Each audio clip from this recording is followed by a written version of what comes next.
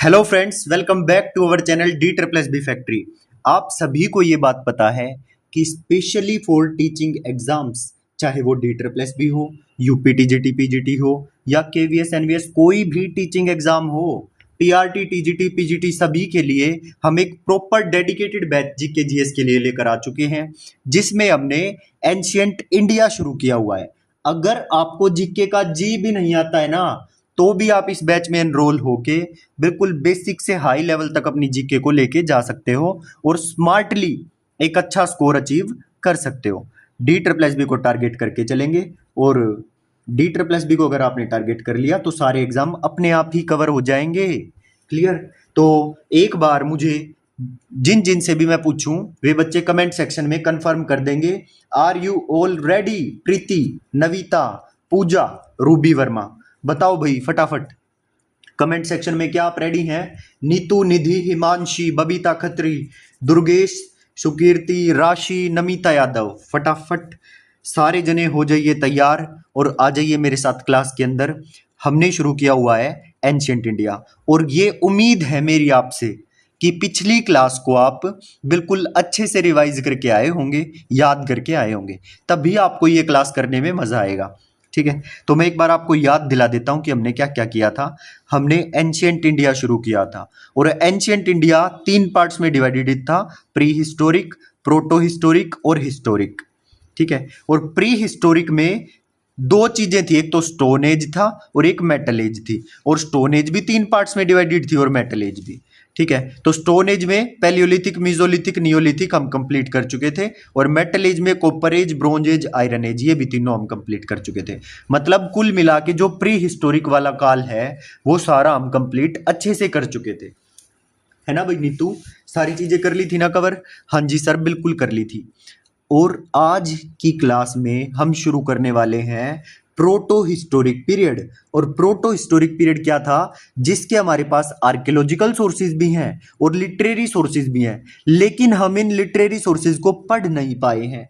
जो लिखित साक्ष्य इस काल के हमें मिले हैं ना, इनको हम पढ़ नहीं पाए हैं।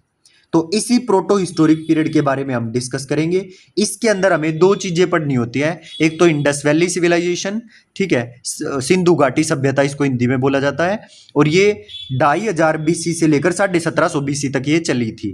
और एक है वैदिक सिविलाइजेशन, जिसमें हमने वेदों को जाना, वैदिक सिविलाइजेशन इसलिए इसको बोला जाता है, और 1500 बीसी से 600 बीसी तक ये सिविलाइजेशन चलेगी। ठीक है, तो इस प्रोटो हिस्टोरिक पीरियड में भी ये दोनों चीजें हम करेंगे, और आज हम स्पेशली इंडस वैली सिविलाइजेशन पे फोकस रखेंगे और इसको कंप्लीट करने की पूरी कोशिश करेंगे। ठीक है, तो आपको पता चल गया प्रोटो हिस्टोरिक पीरियड, और प्रोटो हिस्टोरिक पीरियड में इंडस वैली सिविलाइजेशन। और इंडस वैली सिविलाइजेशन कब से कब तक चला? 2500 बीसी से 1750 बीसी। तो आ जाइए क्लास के अंदर, डायरेक्ट मैं आपको ले चलता हूं प्रोटो हिस्टोरिक पीरियड। पूरी एनर्जी और पूरे जोश के साथ सभी टेबल चेयर पर बैठकर क्लास देखेंगे, एकदम प्रॉपरली क्लास देखेंगे। ठीक है, जैसे कि आप ऑफलाइन में ही मेरे साथ बैठकर पढ़ रहे हो। ठीक है भाई, राकेश, शबनम, अंजू, आ जाओ मेरे साथ। प्रोटो हिस्टोरिक पीरियड, जो प्रोटो हिस्टोरिक पीरियड है ना, इसके अंदर आर्कियोलॉजिकल और लिटरेरी सोर्सेज दोनों हमारे पास प्रेजेंट है, बट लिखित साक्ष्यों को हम पढ़ नहीं पाए हैं। तो ये प्रोटो हिस्टोरिक पीरियड की बारे में मैंने आपको बता दिया। अब प्रोटो हिस्टोरिक पीरियड में 2 हम चीजें पढ़ते हैं, एक तो इंडस वैली सिविलाइजेशन, एक वैदिक सिविलाइजेशन। तो मैं इंडस वैली सिविलाइजेशन को शुरू करवा रहा हूं, और इसका जो काल है वो 2500 बीसी से 1750 बीसी तक रहा। ठीक है, तो एक बार इस इंडस वैली सिविलाइजेशन के बारे में थोड़ा सा हम जानने की कोशिश करते हैं कि ये है क्या इंडस वैली सिविलाइजेशन। तो पढ़ो, देखो, this is considered as oldest civilization of Indian subcontinent. ये इंडियन सब कॉन्टिनेंट की सबसे पुरानी सभ्यता है। ठीक है, that was an urban civilization, और ये कोई ग्रामीण सभ्यता नहीं, ये शहरी सभ्यता है। तो ये कौन सी सभ्यता है? अर्बन सिविलाइजेशन है। और ये इंडस वैली सिविलाइजेशन किस चीज के लिए प्रसिद्ध मानी जाती है? अपनी टाउन प्लानिंग और ड्रेनेज सिस्टम के लिए प्रसिद्ध मानी जाती है। मतलब जो शहर को, जो इसके अंदर अर्बन सिविलाइजेशन थी, इतनी बात तो पता चल गई, और इसके अंदर जो टाउन थे, जो शहर थे, उनको वेल प्लान्ड किया गया था, बिल्कुल प्रॉपर प्लान्ड तरीके से बनाया गया था। और जो ड्रेनेज सिस्टम था, मतलब जो पानी के निकलने की, जो सीवरेज के निकलने की जो प्रॉपर व्यवस्था बनाई हुई थी, जो ड्रेनेज सिस्टम था, वो भी बहुत कमाल का इन्होंने बनाया हुआ था। तो जो इंडस वैली सिविलाइजेशन है, सिंधु घाटी सभ्यता है, किसके लिए प्रसिद्ध बताई गई? टाउन प्लानिंग के लिए और ड्रेनेज सिस्टम के लिए। ठीक है, नेक्स्ट देखिए point, people of this civilization made bronze by adding tin in the copper, मतलब कॉपर में टिन मिलाकर इन्होंने कांसा बनाया था, ब्रोंज बनाया था। That is why it is also known as bronze age civilisation.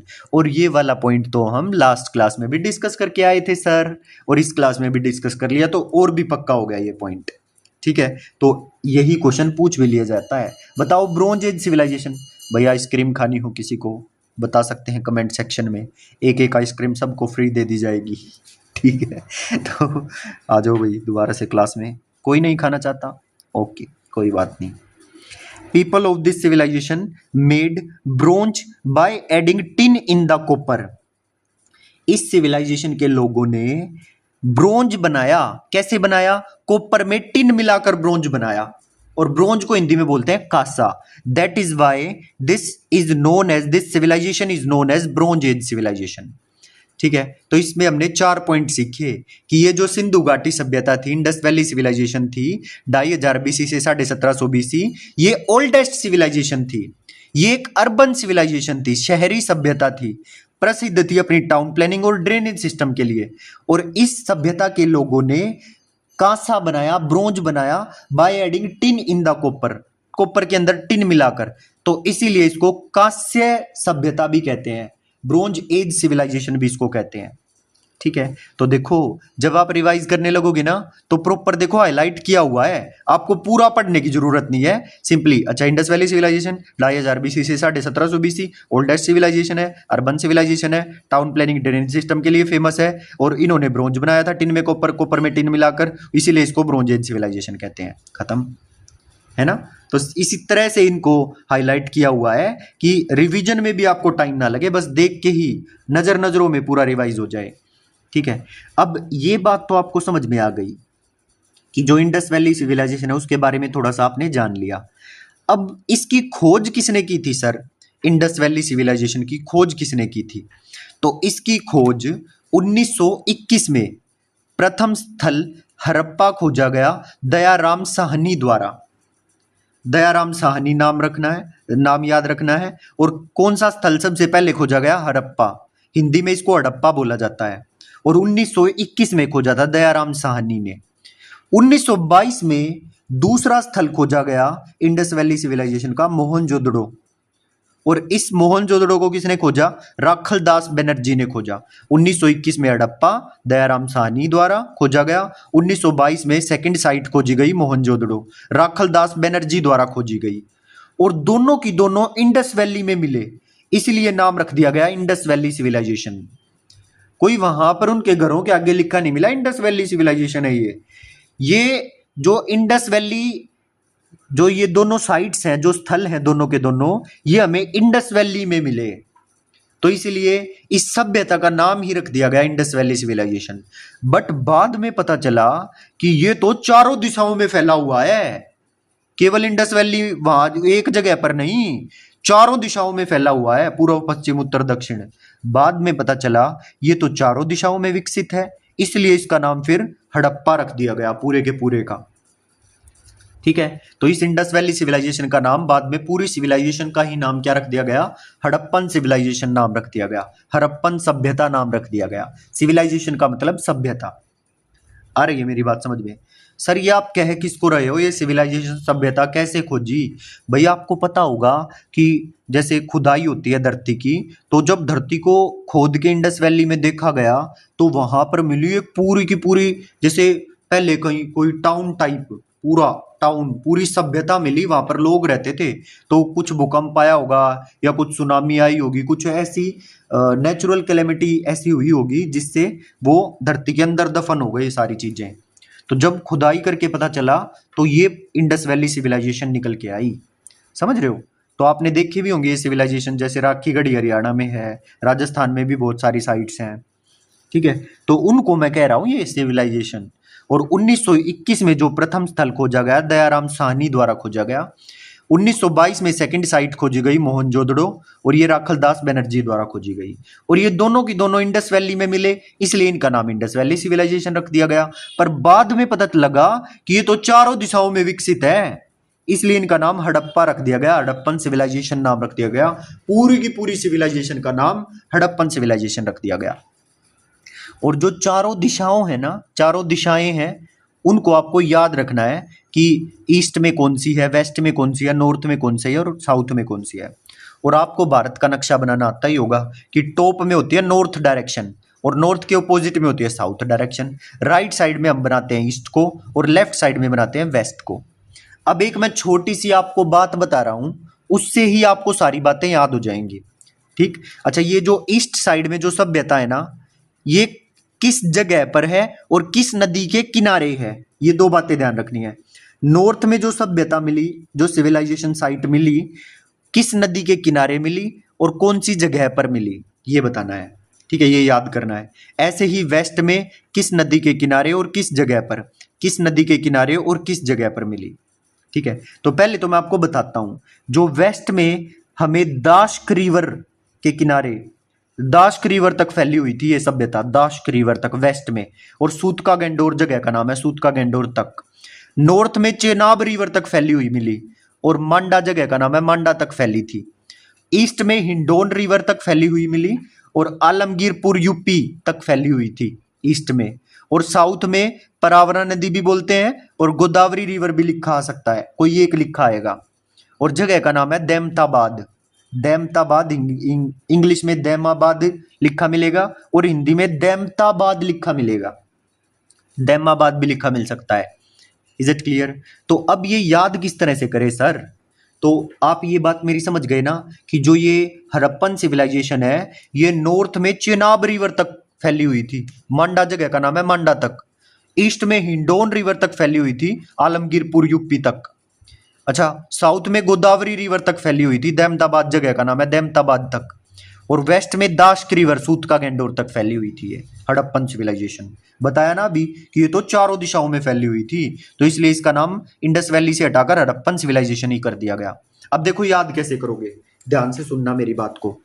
एक तो बात याद करो, डच है पर, ये रिवर याद करवा रहा हूं, डच है पर, तो डच का डी ए से तो याद कर लो दाश्क रिवर, और च से याद कर लो चेनाब रिवर। डच है से याद कर लो हिंडोन रिवर, और पर से याद कर लो परावरा नदी, परावरा नदी या गोदावरी नदी। हो गई याद? भाई वेस्ट से शुरू करना है और लेफ्ट साइड से शुरू करना है, वेस्ट से। जो ट्रिक है, डच है पर, तो ड से दाश्क रिवर, डच से दाश्क रिवर, और च से चेनाब रिवर, और है से हिंडोन रिवर, और पर से परावरा नदी या गोदावरी नदी।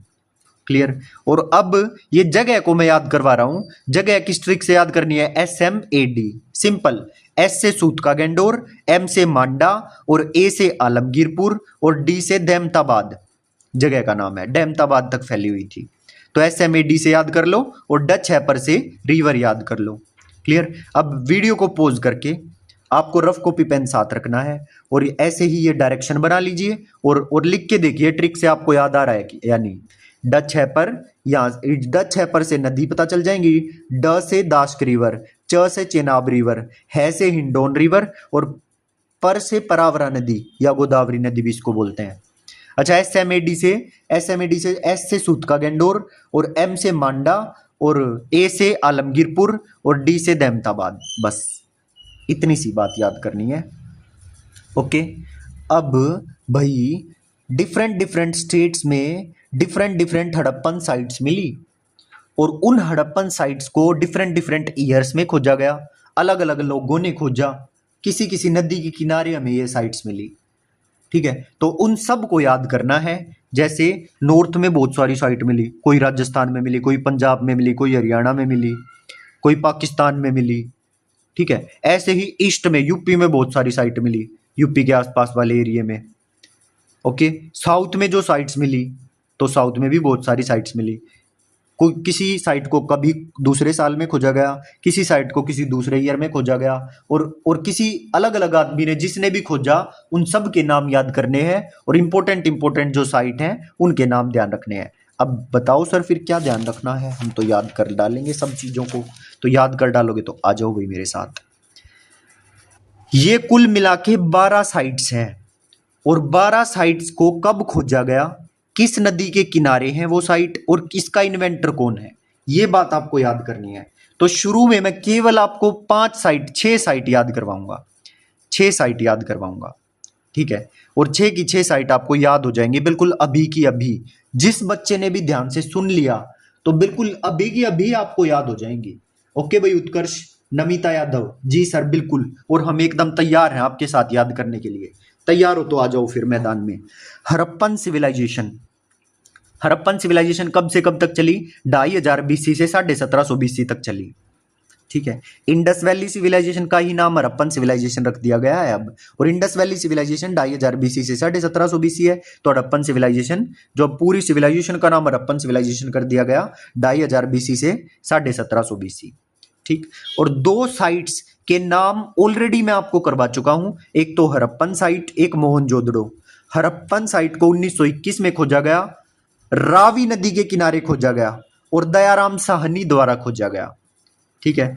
किस नदी के किनारे, रावी नदी के किनारे, और 1921 ईयर भी आपको याद हो गया था, और रावी नदी के किनारे और दयाराम साहनी द्वारा खोजा गया।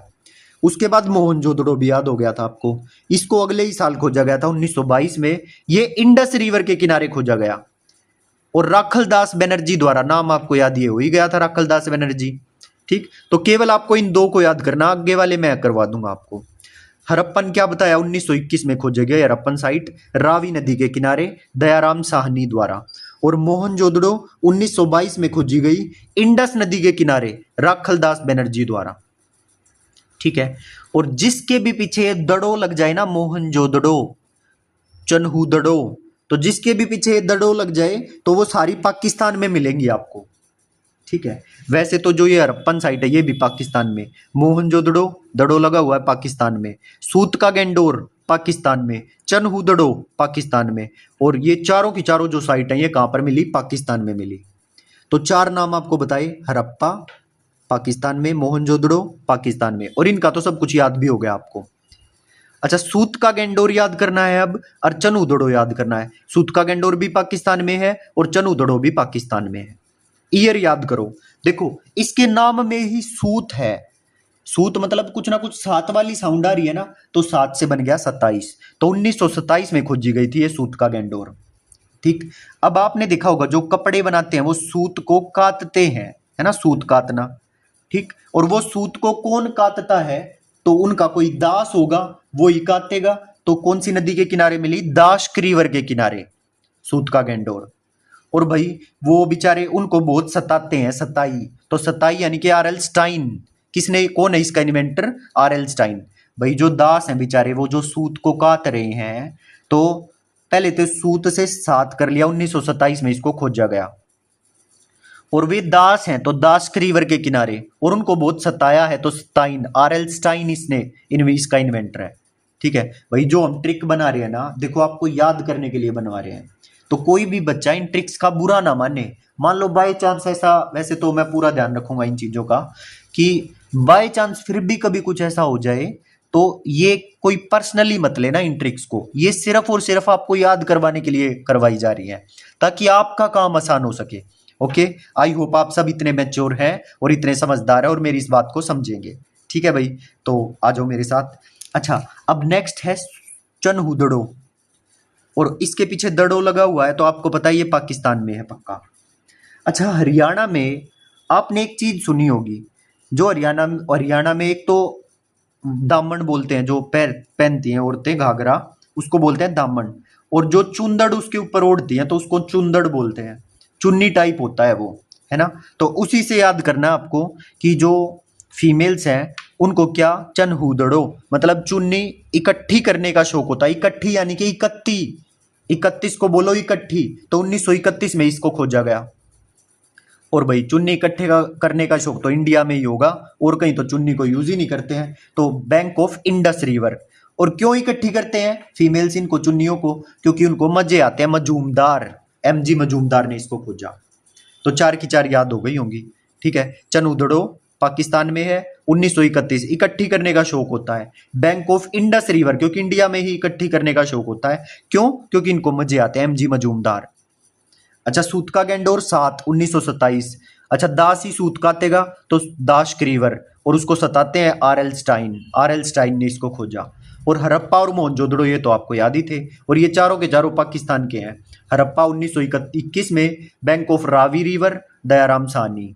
ठीक है। मोहनजोदड़ो पाकिस्तान में 1922 बैंक ऑफ इंडस रिवर, राखल दास बनर्जी। और याद ऐसे कर सकते हो इसको कि भाई जो मोहन हम किसको बोलते हैं, कृष्ण जी को बोलते हैं मोहन। तो कोई लड़का है, उसका भाई है ना, भाई, उसका भाई वो मोहन को, यानी कि कृष्ण जी को, मोहन को इंडिया में अपने पास रखता है, राखल दास बनर्जी। तो क्या बताया मैंने, मोहन जोदड़ो, तो मोहन को कौन साथ रखता है, भाई, इंडिया में इंडस रिवर, और कौन रखता है, यानी कि राखल दास बनर्जी। तो मोहनजोदड़ो 1922, इंडस रिवर, राखल दास बनर्जी। और 21 ये तो आपको याद हो ही गई थी, हड़प्पन साइट पाकिस्तान में 1921, और रावी रिवर के किनारे, और दयाराम साहनी। ओके, राम जी ने दया करी, तभी हमें इन हड़प्पन साइट्स का पता चलने लगा। तो शुरुआत में हड़प्पन साइट मिली, 1921 में मिली, रावी नदी के किनारे मिली, और दयाराम साहनी द्वारा मिली। मोहनजोदड़ो पाकिस्तान में 1922 में इंडस नदी के किनारे मिली, राखल दास बनर्जी ने खोजा।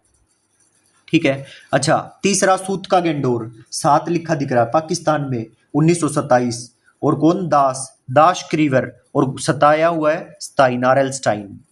चनहुदड़ो पाकिस्तान में 1931, इकट्ठी करने का शौक है, कहां पर, इंडिया में, बैंक ऑफ इंडस रिवर। क्यों? मजे आते हैं, एमजी मजूमदार ने इन्वेंटर है इसका। अच्छा, रोपड़ 5th है, रोपड़ भाई, रोपड़। तो एक बात बताओ, किसी को पंजा लगेगा शेर का, या किसी का भी पंजा लगेगा, तो वो रो नहीं पड़ेगा इंसान। तो रोपड़ पंजाब में है, ध्यान रखना। और जैसे ही उस इंसान को पंजा लगेगा शेर का, रो पड़ेगा, और फिर बाद में उसको तड़पन होगी। तड़पन से याद कर लो 1953। ठीक, क्या याद करना है, रोपड़ पंजाब में। ठीक है, रोपड़ साइट कहां पर मिली, पंजाब में, और तड़पन होगी तो 1953। और ये बैंक ऑफ सतलुज रिवर है, सतलुज रिवर। बैंक ऑफ कौन सी है भाई, सतलुज रिवर, सतलुज रिवर। तो एक बात बताओ, किसी को शेर का पंजा लगेगा, उसको तड़पन होगी, तो वो किसी का साथ ढूंढेगा ना, सतलुज, उसी से जोड़ लो इसको, सतलुज रिवर। इतनी बात समझ में आ गई, सतलुज रिवर, यहां तक तो हो गया याद। और एक जगह पर और इंसान रो पड़ता है, जो आर.डी. शर्मा किताब होती है ना मैथ्स में, उसको पूरी करते करते इंसान रो पड़ता है, रोपड़। तो उससे याद कर लो, वाई.डी. शर्मा। तो 5 पॉइंट आपको याद करवा दिए हैं। एक बार आईज को सब क्लोज कर लो, और आईज क्लोज करके एक एक करके साइड सोचनी है, इसी से क्वेश्चन बन जाता है। जो ये हम याद कर रहे हैं ना, इसी से क्वेश्चन बन जाता है। तो आप आईज क्लोज रखनी है सबको, मैं एक एक करके बोलता जाऊंगा, और आपको वो इमेज दिमाग में लेके आनी है, आपको याद आ रहा है या नहीं। सबसे पहले हड़प्पा पाकिस्तान में 1921, किसने खोजा, नहीं, कौन सी नदी के किनारे, रावी नदी के किनारे खोजा। किसने खोजा भाई, दयाराम साहनी ने खोजा। सेकंड वन हमने की थी, कौन सी की थी सेकंड वन, मोहनजोदड़ो कहां पर है, पाकिस्तान में, 1922 में इसको खोजा गया। 1922 में खोजा गया, कौन सी नदी के किनारे, इंडस नदी के किनारे। इंडस नदी के किनारे किसने खोजा, राखल दास बनर्जी ने खोजा। तीसरा याद करो, तीसरा था सर सूत का गैंडोर भी पाकिस्तान में ही है, और इसको 1900 सूत यानी कि 7 आ रहा है ना इसमें, 1927 में इसको खोजा गया। नदी का नाम बताओ, सूत का गैंडोर, दाश्क नदी के, क्योंकि सूत कौन काटेगा, दाश, तो दाश्क नदी के किनारे। और जगह किसने खोजी, दाश्क नदी के किनारे, आर एल स्टाइन ने खोजा इसको। आइज क्लोज रखनी है भाई, 3 हो गए हमारे। चौथा बताओ, चौथा हमने कौन सा किया था, चनहुदड़ो कहां पर है, पाकिस्तान में। अच्छा, चनहुदड़ो, चुंदड़ जो है वो इकट्ठी करने का शौक है, तो 1931 हो गई। अच्छा, इंडिया में ही शौक होता है ये तो, इंडस नदी के किनारे। और फिर बताया था उनको मजे आते हैं, एमजी मजूमदार, याद हो गया। तो सूत का गैंडोर हो गया, चनहुदड़ो हो गया, और लास्ट में करवाया 5वां रोपड़। कब रो पड़ता है इंसान, जब उसको पंजा लगता है। तो रोपड़ कहां पे है, पंजाब में, और उसको पंजा लगता है तो शेर का तड़पन होती है, 1953। और तड़पन होती है तो वो किसी का साथ लूं, साथ लूज, साथ लूज, तो वो साथ लेता है किसी का जब उसको तड़पन होती है, तो सतलुज नदी के किनारे है। ठीक है। और एक जगह और इंसान रो पड़ता है जब वो आर डी शर्मा को कंप्लीट करता है, तो उसी से याद कर लो, इस रोपड़ को वाई डी शर्मा ने इसको खोजा था। तो 5 के 5 आपके दिमाग में फिट बिठा दिए हैं। ठीक है। अब आ जाइए कालीबंगा, कालीबंगा, लोथल, ये साइट के नाम है भाई, जो अलग अलग जगह पर हमें साइट, हड़प्पन साइट मिली है। कहाँ पर है ये साइट, किस साल में इनको खोजा गया, कौन सी नदी के किनारे खोजा गया और किसने खोजा, ये बात हम याद कर रहे हैं। तो आपको 5 पॉइंट्स याद करवा दिए, कुल मिला के 12 ही साइट है ये। ठीक है, जो हमें याद रखनी है इंडिया के अंदर। तो अब याद करना कालीबंगा को, कालीबंगा। और कालीबंगा को कैसे याद करोगे, आपने जो फीमेल्स है राजस्थान की, उनको अगर देखा हो तो राजस्थान में भी जैसे घाघरा टाइप कुछ वियर करती हैं जो औरतें हैं, है ना, घाघरा टाइप कुछ पहनती हैं। और ज्यादातर आपने देखा होगा कि ब्लैक रंग के घाघरे होते हैं वे, है ना, जो आई, ये तो मुझे पता नहीं कि घाघरा ही बोलते हैं और कुछ बोलते हैं उसको, बट जो वहाँ की फीमेल्स पहनती हैं तो वो घाघरा टाइप सा ही पहनती हैं। ओके। तो वो कैसे रंग का है, काले रंग का है, काले रंग का पहना हुआ है। तो कालीबंगा जो कहाँ पर है, ये साइट राजस्थान में है। ठीक है। अब देखो इतनी धूप और काले रंग का घाघरा पहना हुआ है, तो राजस्थान में आपको पता है गर्मी होती है और वहां पर गर्मी में धूप भी होती है, और ब्लैक रंग का घाघरा, काले रंग का घाघरा किसी ने पहना हुआ हो तो गर्मी और ज्यादा लगेगी, उसको तड़पन होगी। तो कालीबंगा 1953 में खोजी गई। ठीक है। और बैंक ऑफ गग्गर रिवर, घाघरे से हमने याद कर लिया बैंक ऑफ गग्गर रिवर। ठीक। अच्छा, ए घोष को कैसे याद करेंगे, ए घोष, ए घोष को याद कर लो भाई। इसके लिए थोड़ी अलग ट्रिक बना लो, जैसे यहां तक तो आपको सारा याद हो गया होगा। तो कालीबंगा किसने खोजी, ए घोष ने खोजी, काली गाय घुस गई। जैसे जो राजस्थान में लोग होते हैं वो लंबे लंबे सींगों वाली गाय नहीं रखते हैं, तो उनमें कोई काले रंग की गाय घुस गई, तो कालीबंगा, कालीबंगा काली गाय घुस गई, ए घोष ने इसको खोजा है। 6 के 6 पॉइंट याद हो गए।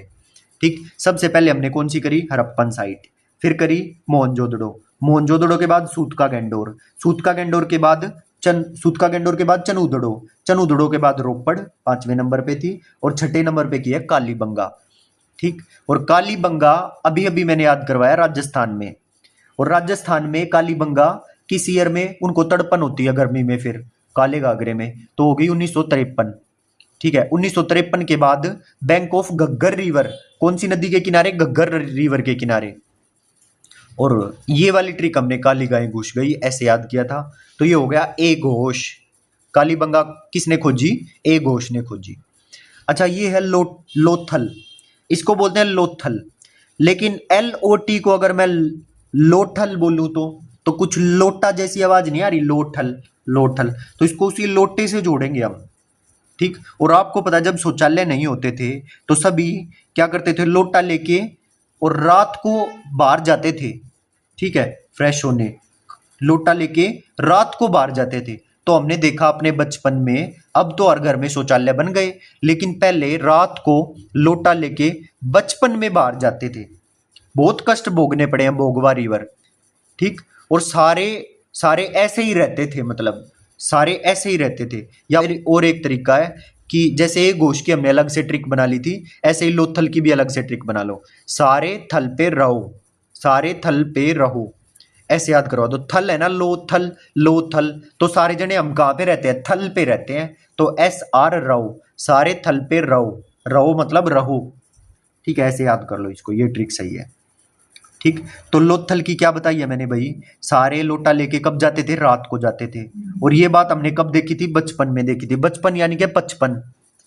ठीक। सब कष्ट भोगते थे, भोगना पड़ा था कष्ट उस टाइम पे लोगों तो bank of Bhogava river, Bhogava river.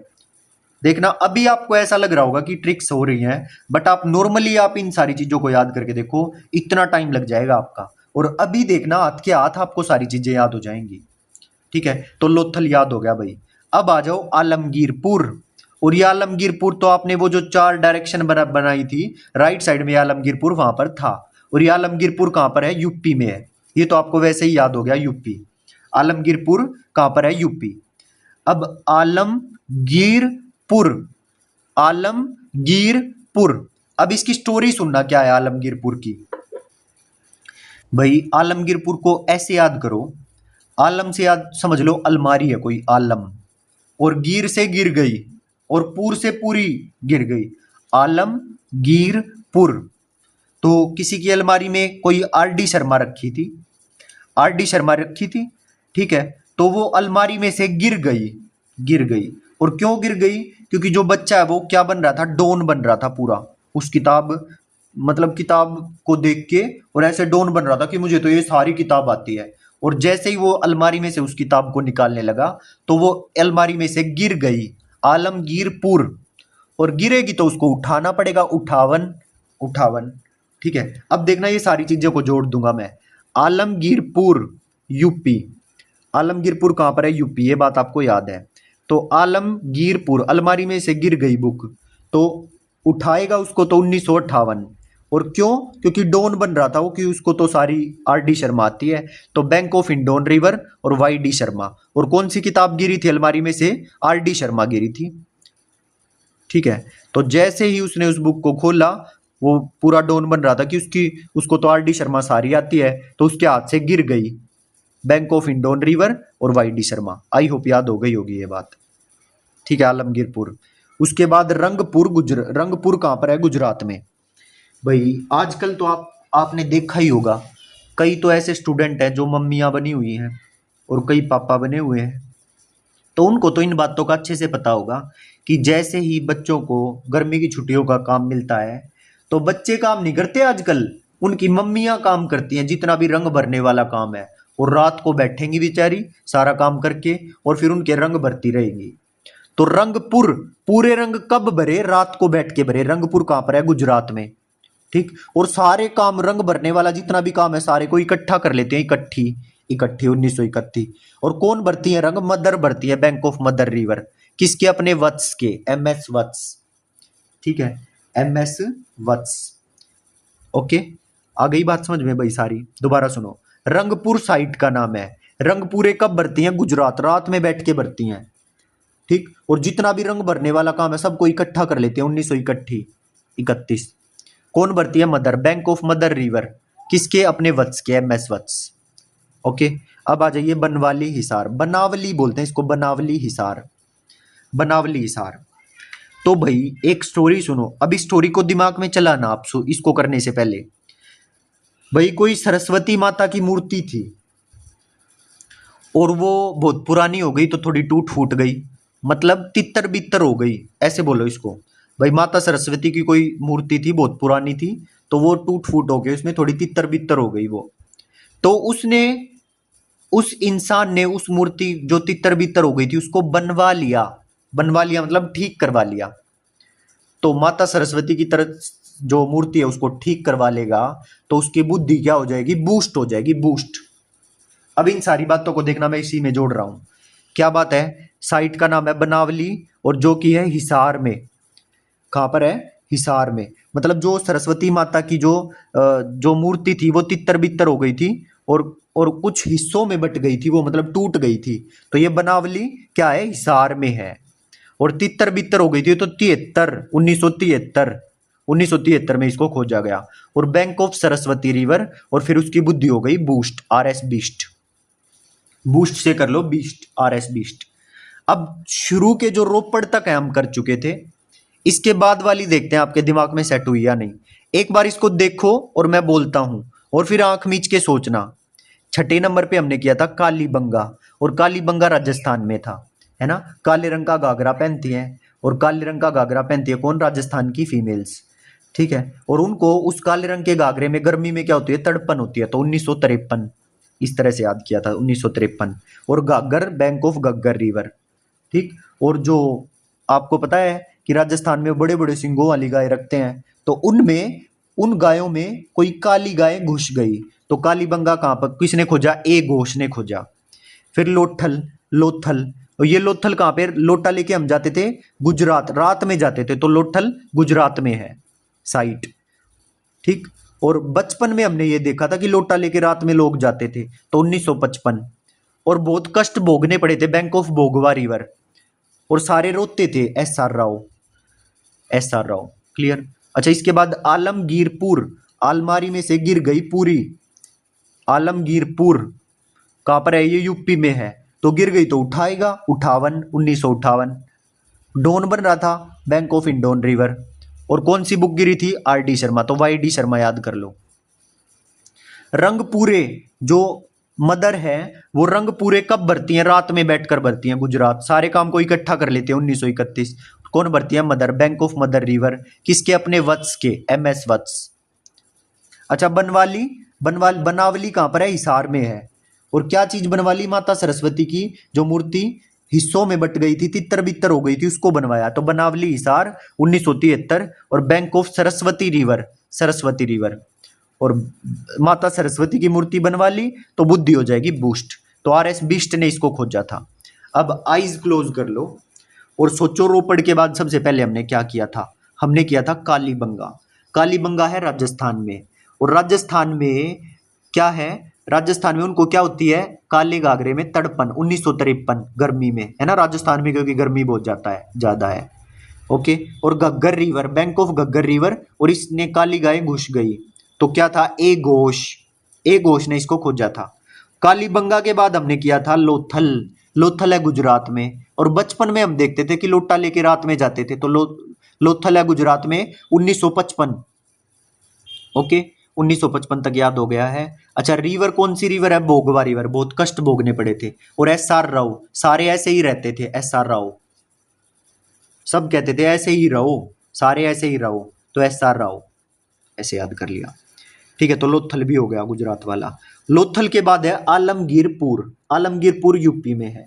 तो आलमगीरपुर, अलमारी में से कोई चीज गिर गई तो उसको उठाएगा, 1958। और हिंडोन रिवर, डोन बन रहा था बैंक ऑफ हिंडोन रिवर। और कौन सी किताब गिरी थी? आर डी शर्मा, तो उससे याद करना Y D Sharma, Y D Sharma. Okay, ये रहा वाई डी शर्मा। अच्छा, उसके बाद रंगपुर। रंगपुर बताया था, रंगपुरे कब भरेगी मदर? रात में बैठ के गुजरात, रंगपुर गुजरात में। और सारे रंग भरने वाले काम को इकट्ठा कर लेती है मदर, तो 1931। Bank of mother river, mother river भी हो गया। और मदर रिवर किसके रंग भरती है? अपने वत्स के, एम एस वत्स, एम एस वत्स।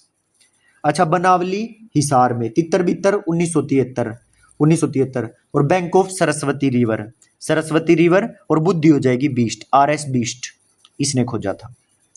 तो 10 की 10 साइट कहाँ पर हैं? कौन से ईयर में खोजा गया? किस नदी के किनारे हैं? और इनका इन्वेंटर कौन है? सारी चीजें हम पढ़ चुके हैं।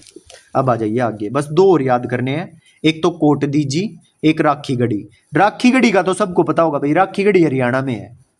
ठीक है, तो राखी गढ़ी कहां पर है? हरियाणा में। अच्छा, एक बात बताओ, ईयर कैसे याद करेंगे राखी गढ़ी का? राखी गढ़ी का ईयर ऐसे याद करना, जैसे हम राखी लेके आते हैं भाई, कोई भी बहन अपने भाई के लिए राखी लेकर आती है, तो रक्षाबंधन से पहले उसको बोलते हैं छूना, छूना, छूना मत इसको, अभी रक्षाबंधन के दिन ही बांध दूंगी। तो छूना से 6/9, 6/9, 19/6/9, छूना से याद हो गया होगा। ठीक है, और जो राखी है वो bank of Saraswati river. Rakhi Garhi कहां पे मिली है? Bank of Saraswati river. Okay. अच्छा, ये सरस्वती रिवर को याद कर लो। कैसे याद करोगे? सरस्वती रिवर मतलब वो राखी को सरस्वती माता की तस्वीर के आगे रखे रखती है और ऐसे बोलती है कि छूना, छूना मत, अभी रक्षाबंधन के दिन ही बंधेगी। तो ये हो गया सरस्वती रिवर। और 2 नाम आपको राखी गढ़ी के लिए याद करने हैं, सूरजबान और रफीक मुगल। एक तो है सूरजबान और एक रफीक मुगल। और वो वाली राखी लेके आई हुई थी जिसपे सूरज छपा हुआ था, सूरजबान और रफीक मुगल। 2 नाम याद रखने हैं राखी गढ़ी के लिए। और एक लास्ट बच गया, कोट दीजी। कोट दीजी सिंध पाकिस्तान में। और इसकी स्टोरी कुछ ऐसे है भाई, दिमाग में स्टोरी चलाना कोट दीजी के लिए। भाई कैसे याद करोगे कोट दीजी? तो इसको थोड़ा सा तोड़ो, इस कोट दीजी को। कोट दीजी को ऐसे याद करो, कोट दीजिए, कोट दीजिए, कोट दीजी। और उस आदमी को 35 कोट दे दिए किसी ने, 35 कोट, 35 कोट दे दिए। ठीक है, और कोट दीजी वैसे कहां पर है? सिंध पाकिस्तान में है ये कोट दीजी। और उस आदमी को कितने कोट दे दिए? 35 कोट दे दिए। ठीक, और इंडिया से लाए हुए कोट दे दिए, इंडिया से लाए हुए 35 कोट दे दिए। सिंध पाकिस्तान का आदमी था ये। तो ये जो आदमी हो गया, इसमें 35 कोट इसको मिल गए कोट पैंट पहनने के लिए। सोचो किसी किसी के पास एक भी नहीं होता, और इसको 35 कोट मिल गए, तो इसमें क्या आ जाएगा, अहम आ जाएगा। तो यूसुफ अहमद खान, कोट दीजिए, कहाँ का था ये, सिंध पाकिस्तान का था। इसको किसी ने 35 कोट दे दिया, 1935, इंडिया से लाए हुए दे दिए, इंडस रिवर के किनारे। इसमें क्या आ गया, अहम आ गया, यूसुफ अहमद खान। तो 12 की 12 साइट्स याद करवा दी हैं। ठीक है, कहाँ पर है ये याद करवा दिया, इनका ईयर याद करवा दिया है, कौन सी नदी के किनारे है, और इनका इन्वेंटर कौन है, सारी बातों को याद करवा दिया गया है। Is it clear? ठीक है भाई, तो इन्हीं पे बेस्ड जो क्वेश्चन है जो मैं क्लास में करवा रहा हूं, इसी पर बेस्ड आपको बिल्कुल प्रॉपरली फ्रेम्ड क्वेश्चंस का सेट मैं दे दूंगा। आपको सिंपली क्लास को देखना है, फिर पीडीएफ से उसको रिवाइज करना है, और फिर उसी क्लास से बेस्ड क्वेश्चंस बना के और पीडीएफ में दे देता हूं, तो उस क्वेश्चंस को आप लगा लेना, आपका काम एकदम प्रॉपरली डन हो जाएगा। ठीक है, तो अब जिन साइट्स को हमने पढ़ा है ना, इन 12 में से कोई इंपॉर्टेंट साइट्स को मैं उठाऊंगा और इनके बारे में थोड़ा थोड़ा पढ़ना है। जैसे हरप्पन साइट है, हरप्पन साइट के जो मुख्य बिंदु हैं उनको हमें पढ़ना है। जैसे मोहनजोदड़ो है, मोहनजोदड़ो के बारे में जो मेन बातें हैं वो पढ़नी है। ठीक है, आगे चलते हैं। जैसे चनूदड़ो, लोथल, बनवावली, कालीबंगा, ये जो सारी चीजें इनको हमें पढ़ना है, और ये कुल 2 पेज है। ठीक है, तो 40 मिनट की ये क्लास हो चुकी है। अगर आप कहो तो मैं इनको अभी करवा दूं, नहीं तो हम इनको नेक्स्ट क्लास में कंप्लीट कर लेंगे। तो एक काम करो, आप ये टेबल याद करके आ जाना, बस इतना ही कर लो। एक हरप्पा और मोहनजोदड़ो कर लेते हैं, चलो। ठीक है, हरप्पा और मोहनजोदड़ो इंपॉर्टेंट भी हैं और सबसे पहले भी हमने करी थी। ठीक है, तो केवल हरप्पा और मोहनजोदड़ो कर लेते हैं, ताकि फिर नेक्स्ट क्लास आराम से हमारी कंप्लीट हो जाए। चलो देख लेते हैं, आ जाओ। हरप्पा, हरप्पा जो है ये biggest building found in Harappan civilization है। हरप्पा के अंदर जो सबसे बड़ी बिल्डिंग ढूंढी गई, मिली हरप्पन सिविलाइजेशन के अंदर, हरप्पन साइट के अंदर, हरप्पन सिविलाइजेशन के अंदर नहीं, हरप्पन सिविलाइजेशन के अंदर तो सारी की सारी साइट है, 12 साइट्स हैं इसके अंदर। ठीक है, और 12 से ज्यादा ही है, ये तो हमने इंपॉर्टेंट लिखी है। ये हरप्पन साइट की बात कर रहा हूं मैं। तो हरप्पन साइट के अंदर एक बहुत बड़ी बिल्डिंग मिली, बिगेस्ट बिल्डिंग, जिसका नाम क्या था, A12 चैम्बर्स ग्रेन यार्ड। ये एक अन्नागार था, इसका नाम था A12 चैम्बर अन्नागार। ग्रेन यार्ड का मतलब होता है अन्नागार, तो A12 चैम्बर अन्नागार। इसी से प्रमुख फसलों का पता चला कि उस टाइम में प्रमुख फसलें क्या होती थी, इसी अन्नागार से, ग्रेन यार्ड से। क्या क्या थी प्रमुख फसलें, एक तो थी जौ और एक थे गेहूं, बार्ले एंड व्हीट। जौ को इंग्लिश में बोलते हैं बार्ले और गेहूं को बोलते हैं व्हीट। ठीक, तो हरप्पन साइट के अंदर बिगेस्ट बिल्डिंग जो पाई गई उसका नाम बताओ, तो कौन सी बिल्डिंग मिली, A12 चैम्बर्ड ग्रेन यार्ड। और इसके अंदर प्रमुख फसलों का क्या क्या प्रमुख फसलें हैं, कौन कौन सी है बताओ, तो वो है बार्ले एंड व्हीट, जौ और गेहूं। हरप्पा से एक ग्रेवयार्ड भी मिला, कब्रिस्तान का भी पता चला इस हरप्पन साइट में, जिसका नाम है R37 नाम रखा गया इसका। ठीक, सिर्फ 37 पर रिसर्च हो पाया है अभी, तो इसलिए इसका नाम ग्रेवयार्ड का, कब्रिस्तान का नाम रख दिया R37। और इसमें कितने स्केल्टन पाए गए, 57 स्केल्टन्स मिले हैं इसी ग्रेवयार्ड में। अच्छा, अ स्टैचू मिला है, a statue of goddess of fertility, जिसमें दर्शाया गया है स्त्री के गर्भ से उगता हुआ पौधा। तो क्योंकि एक स्टैचू मिला जिसमें स्त्री के गर्भ से उगता हुआ पौधा दिखाया गया है, तो इसलिए उसको रखा गया, उसका नाम रखा गया statue of goddess of fertility. ठीक है, तो उसको गॉडेस ऑफ फर्टिलिटी नाम दिया गया उस स्टैचू को, जिसमें दर्शाया गया है स्त्री के गर्भ से उगता हुआ पौधा। ठीक है, तो ये सारी बातें आपको हरप्पन में याद करनी है। देखो क्या क्या है, biggest building A12 chamber grain yard अन्नागार, इसके अंदर प्रमुख फसलें बार्ले एंड व्हीट, जौ और गेहूं। हरप्पा में एक ग्रेवयार्ड भी मिला, कब्रिस्तान, जिसका नाम क्या है, R37 बस। और एक statue of goddess of fertility मिला, जिसमें स्त्री से गर्भ से उगता हुआ पौधा है उस स्टैचू में। ठीक है, अब देखो मोहनजोदड़ो, जैसे हरप्पन है ना ऐसे ही मोहनजोदड़ो है। मोहनजोदड़ो का मतलब है मृतकों का टीला। इस मोहनजोदड़ो वर्ड का मतलब क्या है, मृतकों का टीला, माउंड ऑफ डेड। जो इंग्लिश में पढ़ रहा है उसको लिखा मिलेगा माउंड ऑफ डेड, और हिंदी में लिखा मिलेगा मृतकों का टीला, मोहनजोदड़ो का मतलब। अच्छा, मोहनजोदड़ो की बिगेस्ट बिल्डिंग का नाम क्या है, the biggest building found from Mohenjodaro. इसका नाम है अ ग्रेट ग्रेनरी। इसके अंदर जो थी इसका नाम था ए 12 चैम्बर ग्रेन यार्ड, ये भी अन्नागार था। ठीक है, क्योंकि भाई अन्न जहां पे स्टोर होगा तो बहुत बड़ी बिल्डिंग बनानी पड़ेगी ना जहां पर सारा अन्न स्टोर हो सके। तो यहाँ हड़प्पा में भी बिगेस्ट बिल्डिंग ए 12 चैम्बर ग्रेन यार्ड है और यहाँ पे भी एक अन्नागार ही है। The biggest building found from Mohenjodaro is a great granary, लेकिन इसका नाम है अ ग्रेट ग्रेनरी। ग्रेनरी मतलब अन्नागार। ये तो है बिगेस्ट बिल्डिंग। और अगर फेमस बिल्डिंग की बात करें मोहनजोदड़ो की तो है अ ग्रेट बाथ, जहां पर जो रानियां हैं, जो राजकुमारियां हैं, वो स्नान किया करती थी, नहाती थी। तो वो भी फेमस बिल्डिंग बताई गई है, the most famous building of Mohenjodaro a great bath. और मोहनजोदड़ो से क्या क्या प्राप्त हुआ है? मोहनजोदड़ो से नटराज शिव भगवान की मूर्ति मिली है, statue of Nataraj Lord Shiva. और स्टैचू ऑफ पशुपतिनाथ, पशुपतिनाथ का भोले बाबा का मंदिर है, शिव जी का मंदिर है नेपाल में, बहुत फेमस मंदिर है। तो और क्या मिला? एक तो statue of Nataraj Lord Shiva की मूर्ति मिली है, एक statue of Pashupatinath Lord Shiva की एक और मूर्ति मिली है, पशुपतिनाथ की मूर्ति।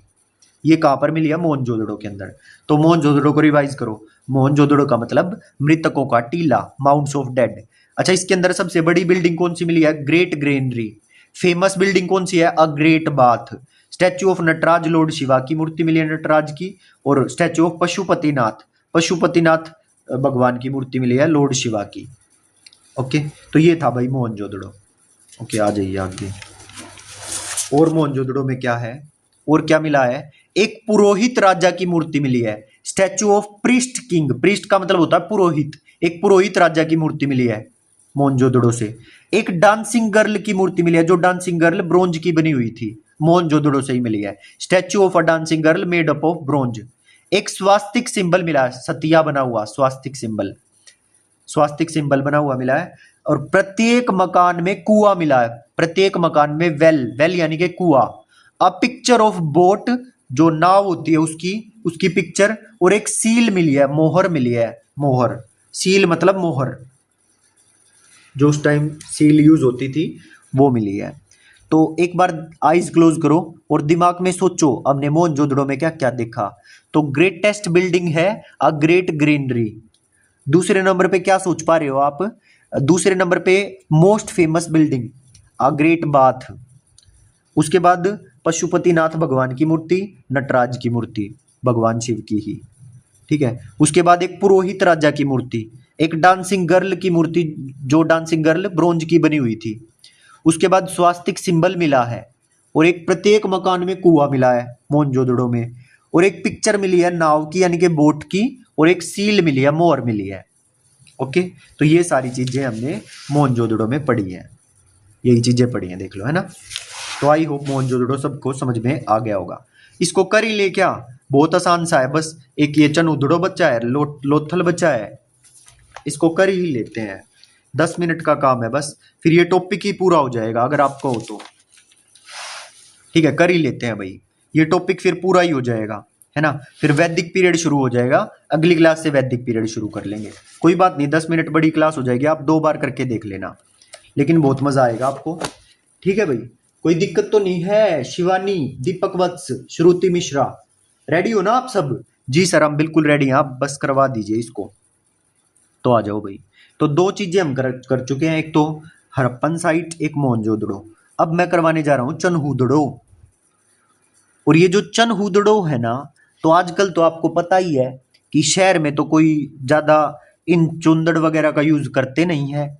शहर में तो कोई बहुत कम रेयर यूज करते हैं, तो ज्यादातर इसका यूज कौन करता है? गांव वाले करते हैं। तो ये जो चनहूदड़ो जो साइट है ना, Chanhudaro was the only rural site, इकलौती ऐसी साइट है जो ग्रामीण सभ्यता है, जो ग्रामीण स्थल है ऑफ दिस सिविलाइजेशन। क्योंकि यहाँ पर हर एक एक भी दुर्ग नहीं मिला, मतलब पूरी चनहूदड़ो जो साइट मिली है, यहाँ पर एक भी किला नहीं मिला, दुर्ग नहीं मिला है। और जो मकान बने हुए थे वो कच्ची ईंटों के बने थे, और ईंटें भी गोल ईंटें मिली हैं चनहूदड़ो में, गोल ईंटें। यहां से सिलेंड्रिकल सील्स मिली है, सील मतलब मोहरें। जो सील मिली है ना चनहूदड़ो में, वो सिलेंड्रिकल सील मिली है। और यहां पर चनहूदड़ो में और क्या मिला है? A picture of cat followed by dog, मतलब बिल्ली के पीछे कुत्ता लगे हुए की पिक्चर मिली है, picture of cat followed by dog. Evidence of lipstick and bangles, भाई कोई चुंदड़ ओढ़ेगी कोई औरत, कोई फीमेल, तो वो लिपस्टिक भी लगाएगी और बैंगल्स भी पहनेगी। बैंगल्स मतलब चूड़ियां, और लिपस्टिक का तो आपको पता ही है। ओके, तो इस लिपस्टिक और बैंगल्स के भी साक्ष्य मिले हैं चनूदड़ों से। और एक पिक्चर मिली है कैट फॉलोड बाय डॉग, ये भी याद हो गया होगा। जो मोहरे मिली हैं वो सिलेंड्रिकल शेप में मिली हैं, सिलेंडर की शेप में सिलेंड्रिकल सील्स मिली हैं। मकान जो थे कच्ची ईंटों के बने थे और कोई भी दुर्ग नहीं था, किला नहीं था, तो इसलिए इस साइट को ग्रामीण स्थल बोला गया। और ये इकलौती साइट है चनूदड़ो जो रूलर साइट बताई गई। This is the only rural site of this civilization. Harappan civilization की एकमात्र रूरल साइट है ये। रूलर लिख दिया क्या, रूरल लिखना था, रूरल, रूलर लिख दिया भाई।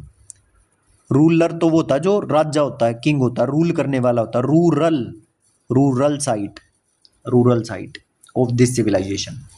Is it clear? तो एक बार आइज क्लोज कर लो और ध्यान करो चनूदड़ो में हमें क्या क्या पढ़ा है। तो चनूदड़ो जो है वो एक लौती रूरल साइट है इस हड़प्पन सिविलाइजेशन की, ठीक है। और क्या बताया इसमें, क्यों इसको रूरल साइट बोला, क्योंकि यहाँ पर एक भी किला नहीं मिला, दुर्ग नहीं मिला, और मकान जो थे वो कच्ची ईंटों के बने हुए थे। यहाँ पर जो मोहरे मिली वो सिलेंड्रिकल सील्स मिली, सिलेंड्रिकल मोहरे मिली। और यहाँ पर एक पिक्चर मिली कैट फॉलोड बाय डॉग। और क्या मिली, लिपस्टिक के साक्ष्य मिले। और किसके साक्ष्य मिले, बैंगल्स के साक्ष्य मिले हैं चनूदड़ों से, ठीक है। अब आ जाइए लोथल। लोथल में गुजरात में है, आपको इसमें क्या क्या याद करना है। लोथल गुजरात में, Lothal was the dockyard of this civilization. अब लोथल गुजरात में है और गुजरात आपको पता है समुद्र के किनारे है, तो समुद्र के किनारे क्या होगा, बंदरगाह ही होगा, जहां पर जो समुद्री जहाज है वो रुकते हैं, बंदरगाह उसको बोलते हैं ना। तो Lothal in Gujarat, Lothal was the dockyard of this civilisation. Dockyard का मतलब होता है बंदरगाह। And Lothal is known as commercial capital of Harappan civilisation. Commercial capital भाई बंदरगाह जहाँ पे होगा, वहां पर जो समुद्री जहाज है सामान ले लेके आएंगे, तो वहां पर वहीं पर कॉमर्शियल कैपिटल बनेगी। तो सिंपल सी बात है तो बिल्कुल। So Lothal is known as the commercial capital of Harappan civilisation. मिलने वाले अवशेषों में कुछ महत्वपूर्ण चीज जो लोथल से मिली है, क्या क्या है। एक तो लोथल से मिली है करेंसी ऑफ पर्शिया। अब एक बात बताओ, यहाँ पर बंदरगाह है तो जो समुद्री जहाज दूसरे देशों से आएंगे तो उनकी करेंसी तो ऑब्वियस ही है, वहीं मिलेगी। तो करेंसी ऑफ पर्शिया कहाँ मिली, हमें लोथल से मिली है। Evidences of rice grains. अब एक बात बताओ, समुद्र के किनारे है और जहां पर पानी ज्यादा होता है वहीं पर राइस उगता है, तो इसका मतलब समुद्र के किनारे सबसे ज्यादा क्या होंगे, राइस ही होंगे। तो एविडेंस, चावल के साक्ष्य कहां पर मिले हैं, एविडेंस ऑफ राइस ग्रेन्स कहां पर मिले हैं, लोथल में ही मिले हैं। उसके बाद देखो, evidence of a house which had it's main entrance facing the main road. और लोथल गुजरात में जो साइट मिली है, इसमें जो घरों का जो मुख्य द्वार है ना, evidence of a house which had it's main entrance facing the main road. और जो घर की जो मेन एंट्रेंस है वो मेन रोड की तरफ फेसिंग मिली है। घोड़े के साक्ष्य मिले, एविडेंसेस ऑफ हॉर्सेस। और आपको ये बात पता है बिल्कुल अच्छे से कि पहले जो राज्य थे वो अलग अलग देशों के घोड़े अपने पास कलेक्ट करके रखते थे। तो एविडेंस ऑफ हॉर्स कहाँ पर मिलेंगे भाई, दूसरे देशों से पहले आवागमन समुद्री जहाजों से ही होता होगा, ठीक है। तो हॉर्सेस के साक्ष्य भी कहाँ पर मिलेंगे, लोथल में ही मिले। Evidence of a mummy. और ये मम्मी अपनी जो मम्मी होती है वो वाली मम्मी नहीं है। पहले क्या करते थे, जो कोई मर जाता था ना तो उसको कुछ कुछ क्रीम वगैरह कुछ ऐसा कुछ लगा के और उसको पट्टियों से बांध के और एक ताबूत में बंद करके रख देते थे उस डेड बॉडी को, उसको मम्मी बोला जाता था।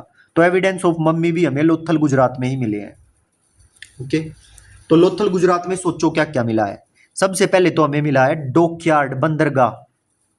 Lothal was the dockyard of this civilization and Lothal is known as commercial capital of Harappan civilization, क्योंकि यहाँ पर ही समुद्री जहाज आते जाते होंगे दूसरे देशों से, तो इस ये कॉमर्शियल कैपिटल बताई गई। और यहाँ से करेंसी ऑफ पर्शिया मिली है। राइस ग्रेन्स, चावलों के साक्ष्य मिले, राइस ग्रेन्स के साक्ष्य मिले हैं। Evidence of horse which had it's, evidence of house which has its main entrance towards the main road, facing the main road. मतलब ऐसे ऐसे घर मिले हैं जिनकी एंट्रेंस मेन रोड की तरफ थी, मेन रोड की तरफ gate, entrance gate. Evidences of horse हमें लोथल से मिले हैं, एविडेंस ऑफ मम्मी हमें लोथल से मिली है। ओके, ठीक है भाई। तो लोथल गुजरात हम कर चुके हैं, चनूदड़ो हम कर चुके हैं। अच्छे से पढ़ लेना, इनको कुछ भी नहीं है इनके अंदर। ठीक। और जैसे मैं जो छोटी छोटी बातें आपको बता रहा हूँ उनसे आपको तुरंत याद आ जाएगा। जैसे लिपस्टिक, बताओ लिपस्टिक के साक्ष्य है, बैंगल्स के साक्ष्य है, चनू दड़ो बताओ घोड़े के साक्ष्य है। तो evidences of horses Lothal Gujarat से मिले हैं, है ना। और कुछ पूछ लो, जैसे और किसके पूछो, मेन एंट्रेंस हाउस, घरों की मेन एंट्रेंस मेन रोड की तरफ, किसमें, लोथल में, गुजरात में, समझ रहे हो। अब है बनावली जो हिसार में थी साइट, और एक कालीबंगा जो राजस्थान में थी। इनके बारे में देखो ध्यान से क्या है, ठीक। और बस ये दो और करनी है, उसके बाद छोटे से क्वेश्चन है जो हमें करने हैं और फिर खत्म ही हो जाएगी ये, ठीक। तो देखो मेन मेन के बारे में हमने डिटेल में पढ़ा है। बाकी जो चीज आपको 12 की 12 साइट के बारे में जो बताया था वो उस टेबल में बता दिया था। बाकी जो और बातें ध्यान रखनी थी वो इन मेन मेन की ध्यान रखनी थी जो मैंने अभी आपको पढ़ाया है। तो देखो बनावली, ये बनावली हिसार में थी, आपको पता है ना। तो Banawali was the only site of this, अच्छा ये only site of this civilisation where drainage system was not developed. अब एकमात्र जो बनावली साइट मिली ना हड़प्पन सिविलाइजेशन की, वो एकलौती ऐसी साइट है इस सिविलाइजेशन की जहां का ड्रेनेज सिस्टम अच्छा डेवलप्ड नहीं था, ठीक। तो भाई किसी का ड्रेनेज सिस्टम डेवलप नहीं होगा तभी तो उसने बनवा ली बनावली, ठीक है। ड्रेनेज सिस्टम डेवलप्ड नहीं था तो उन्होंने क्या किया, अपने लिए खुद बनवा लिया, ड्रेनेज सिस्टम बनवा ली। तो आपको ये पॉइंट अब याद रहेगा, Banawali was the only site of this civilisation where drainage system was not developed. और कालीबंगा, कालीबंगा राजस्थान में थी, सारी बातें आपको याद है। तो कालीबंगा में क्या क्या मिला, काली मिट्टी की चूड़ियां मिली हैं, मिट्टी से बनाई हुई, काली मिट्टी से बनी हुई चूड़ियां। प्लक्ड फील्ड्स, जुते हुए खेत मिले, हल्के साक्ष्य मिले, हल्के साक्ष्य। अच्छा अग्नि या हवन कुंड के साक्ष्य मिले। अब ये सारी चीजों को कैसे याद करोगे भाई, किसी चीज को हम अग्नि में डाल देंगे तो काली हो जाएगी वो चीज, हवन कुंड में डाल देंगे तो भी वो चीज काली पड़ जाएगी। तो अग्नि और हवन कुंड के साक्ष्य पूछे तो कालीबंगा से हमें मिले हैं, याद हो गया। अब कोई सारा दिन बेचारा खेत को जोतता रहेगा तो काला हो जाएगा धूप में, तो प्लक्ड फील्ड्स कालीबंगा। हल्के साक्ष्य, सारा दिन कोई हल चलाता रहेगा तो हल्के साक्ष्य कहाँ से मिले हैं, तो काला हो जाएगा धूप में, है ना, सारा दिन हल चलाएगा तो कालीबंगा से मिले हैं हल्के साक्ष्य। और काली मिट्टी की चूड़ियां, इसमें तो काली ऑलरेडी आया हुआ, कालीबंगा काली मिट्टी की चूड़ियां। तो अब आपको याद हो जाएगा, कोई भी पूछेगा जुते हुए खेत प्लक्ड फील्ड्स कालीबंगा, काली मिट्टी की चूड़ियां कालीबंगा, अग्नि या हवन कुंड के साक्ष्य कालीबंगा, कुछ भी पूछो। हो गया ना याद। अच्छा एकमात्र साइट जहां के ड्रेनेज सिस्टम डेवलप नहीं थे तो बनवा लिए, बनावली हिसार, हो गया, ठीक है भाई। तो अब आ जाइए, सारा काम हमारा कंप्लीट होने वाला है, ठीक है।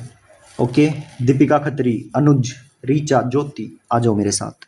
Harappan civilization had 2 administrative capitals, जैसे हमारे देश की कैपिटल कौन है, दिल्ली, ऐसे ही हड़प्पन सिविलाइजेशन वालों की 2 एडमिनिस्ट्रेटिव कैपिटल्स बताई गई। तो जिनको ट्विन कैपिटल्स बोला जाता था, ट्विन कैपिटल्स, एक तो हड़प्पा थी, एक मोहनजोदड़ो साइट थी। दोबारा समझो, Harappan civilization has 2 administrative capitals which are known as twin capitals, एक तो हड़प्पा एक मोहनजोदड़ो। और कॉमर्शियल कैपिटल कौन सी बताई है, कॉमर्शियल कैपिटल लोथल गुजरात को बताया गया है। लेकिन ये एडमिनिस्ट्रेटिव कैपिटल की बात चल रही है जहां पर एडमिनिस्ट्रेशन संभाला जाता होगा, तो वो ट्विन कैपिटल हड़प्पा और मोहनजोदड़ो है। The script of Harappan civilization has had 64 basic symbol, ये याद रखना 64 बेसिक सिंबल थे इनकी स्क्रिप्ट में। And in that script pictograph were used, मतलब पिक्चर्स की फॉर्म में कुछ लिखा हुआ है, पिक्चर्स बना बना के, जैसे हाथी की पिक्चर बना दी, फिर कोई और पिक्चर बना दी, ठीक है। तो पिक्चर बना बना के कुछ कुछ लिखा हुआ है, तो इसीलिए इनकी स्क्रिप्ट को बोला गया पिक्टोग्राफ, जिसमें 64 बेसिक सिंबल मिले हैं। तो the script of Harappan civilization had 64 basic symbols and in that script pictograph were used. बस इतनी सी बात ध्यान रखनी है कि हड़प्पन की कॉमर्शियल कैपिटल लोथल गुजरात और administrative capital 2 twin capital Mohenjodaro और हड़प्पा, और इनकी जो लिपि थी, स्क्रिप्ट थी, उसमें 64 बेसिक सिंबल पाए गए जिनको पिक्टोग्राफ नाम दिया गया, पिक्टोग्राफ, जिसमें पिक्टोग्राफ का यूज किया गया था। हड़प्पन सिविलाइजेशन की लिपि को कैसे लिखा जाता था, तो जैसे हम तो लेफ्ट से राइट लिखते हैं ना, तो ये हड़प्पन सिविलाइजेशन की लिपि राइट से लेफ्ट लिखी जाती थी। The script was written in right to left and then from left to right, मतलब पहले राइट टू लेफ्ट चलेगा और फिर लेफ्ट टू राइट आएगा, फिर राइट टू लेफ्ट चलेगा, फिर लेफ्ट टू राइट आएगा, मतलब पहले राइट टू लेफ्ट चलेगा फिर लेफ्ट टू राइट आएगा। तो इस तरह से इनकी स्क्रिप्ट लिखी जाती थी। And if we talk about agriculture, तो मेन क्रॉप्स थी जौ और गेहूं, बार्ले एंड व्हीट, ये मेन क्रॉप्स हुआ करती। The people of this civilization were known the harvesting of rice, तो इनको चावल की खेती करना भी आता था इस सिविलाइजेशन के लोगों को। But they were unknown about sugar cane, but इनको गन्ने की खेती करनी नहीं आती थी उस टाइम तक, जो साक्ष्य मिले हैं। अच्छा, विश्व में सबसे पहले कपास की खेती किन लोगों ने करी थी? हड़प्पन सिविलाइजेशन के लोगों द्वारा की गई कपास की खेती, कॉटन की खेती। ओके, तो मैं दोबारा से रिवाइज करवा रहा हूं आपको जो जो हमने यहां पर पढ़ा है। हड़प्पन सिविलाइजेशन के अंदर दो एडमिनिस्ट्रेटिव कैपिटल मिली जिनको ट्विन कैपिटल बोला जाता था, एक तो हड़प्पा, एक मोहनजोदड़ो। इनकी जो स्क्रिप्ट थी हड़प्पन सिविलाइजेशन की, उसमें 64 बेसिक सिंबल मिले जिसको पिक्टोग्राफ की फॉर्म में रिप्रेजेंट किया जाता था। Pictograph were used. Harappan civilization की लिपि को कैसे लिखा जाता था? राइट टू लेफ्ट, फिर left to right. If we talk about agriculture, तो बार्ले और व्हीट इनकी मेन क्रॉप्स थी और इनको चावल की खेती करना भी आता था, लेकिन उनको शुगर केन की खेती नहीं आती थी। और विश्व में सबसे पहले कपास की खेती किसने करी? हड़प्पन सिविलाइजेशन के लोगों द्वारा की गई। Is it clear? बस थोड़ी सी बात और बच गई है इनके डोमेस्टिकेशन के बारे में। डोमेस्टिकेशन मतलब पशुपालन वगैरह। तो डोमेस्टिकेशन समझो, the people of this civilization were known elephants and horses, मतलब इस सिविलाइजेशन के लोगों को, हड़प्पन सिविलाइजेशन के लोगों को हाथियों के बारे में भी पता था और घोड़ों की के बारे में भी पता था। But there is no evidence of their domestication, मतलब ये एविडेंस नहीं है कि उनको वो पालते भी थे या नहीं पालते थे, इसके कोई साक्ष्य मौजूद नहीं है। इन दिस सिविलाइजेशन गाय और शेर के एविडेंस नहीं मिले हैं। इस हड़प्पन सिविलाइजेशन के अंदर गाय और शेर के साक्ष्य नहीं मिले हैं। इस सभ्यता की जो करेंसी कैसे बनी होती थी?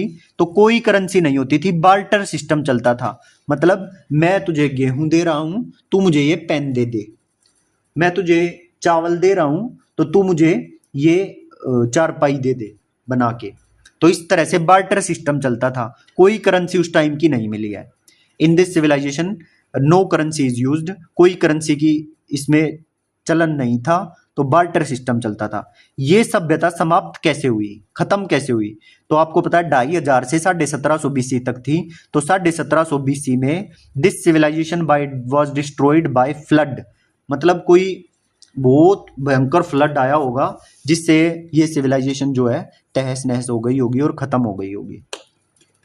ठीक है भाई, तो डोमेस्टिकेशन के बारे में मैंने आपको क्या बताया है कि इस सभ्यता के अंदर घोड़े और हाथियों के बारे में लोगों को पता था, लेकिन उनका डोमेस्टिकेशन भी करते थे या नहीं, इस बात के साक्ष्य नहीं मिले हैं। गाय और शेर के बारे में इस सिविलाइजेशन के अंदर कोई साक्ष्य नहीं मिल पाए हैं। इन दिस सिविलाइजेशन गाय और शेर के एविडेंस नहीं मिले हैं। इस सभ्यता की करेंसी कैसी बनी होती थी? कोई करेंसी नहीं होती थी, बार्टर सिस्टम चलता था।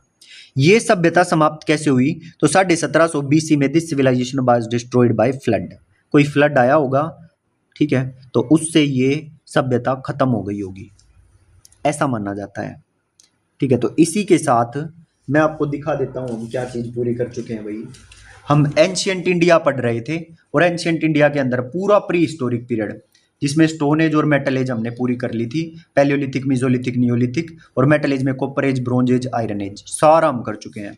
ठीक है, फिर प्रोटो हिस्टोरिक पीरियड आज हमने शुरू किया था, इसका इंडस वैली सिविलाइजेशन हम कर चुके हैं। नेक्स्ट क्लास में वैदिक सिविलाइजेशन हो जाएगा।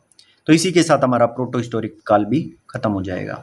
फिर बचेगा इसके अंदर हिस्टोरिक पीरियड, जिसमें हम pre Mauryan period, Mauryan period, जिसमें चंद्रगुप्त मौर्य के बारे में हम पढ़ेंगे, और पोस्ट मोरियन पीरियड हम इस हिस्टोरिक पीरियड में पढ़ेंगे। ठीक है, तो आज की क्लास को इतना ही रखते हैं। होप आप सबको बहुत पसंद आई हो ये क्लास, और पसंद तो जब आएगी भाई जब इस क्लास को, वीडियो को पूरी देखने के बाद प्रॉपरली पीडीएफ से इस क्लास को रिवाइज करोगे, और रिवाइज करके जो मैंने आपको क्वेश्चन दिया उन क्वेश्चंस को लगाओगे। ओके, और आपको जब ये टॉपिक पक्का हो जाएगा ना, मज़ा तो आपको जब आएगा। ठीक है, और उससे भी ज़्यादा मज़ा आएगा जब आपको जो कंटेंट आप पढ़ रहे हो उससे आपको हू बहू क्वेश्चन पेपर में देखने को मिलेंगे। असली मजा जब आएगा। ठीक है, तो बहुत स्मार्टली हम काम को कर ले जाएंगे, कितना भी मुश्किल सब्जेक्ट क्यों ना हो। ये हिस्ट्री, ज्योग्राफी, जीके, जीएस सब कुछ आपको समझ में आएगा, चाहे आपको कुछ भी ना आता हो। ओके, तो मेरी बात को ध्यान रखो और आराम से 5-6 दिन पढ़ के देखो। कोई फीस नहीं है अभी। जब आपको लगे कि हाँ कुछ दम है कंटेंट में, जब आप फीस देना, नहीं तो रहने देना। ठीक है भाई, सो मिलते हैं नेक्स्ट क्लास में। जिसने वीडियो पर कमेंट ना किया हो तो कमेंट जरूर करके जाया करो भाई, वीडियो को लाइक जरूर कर दिया करो। मिलते हैं नेक्स्ट क्लास में, till then bye bye, thank you.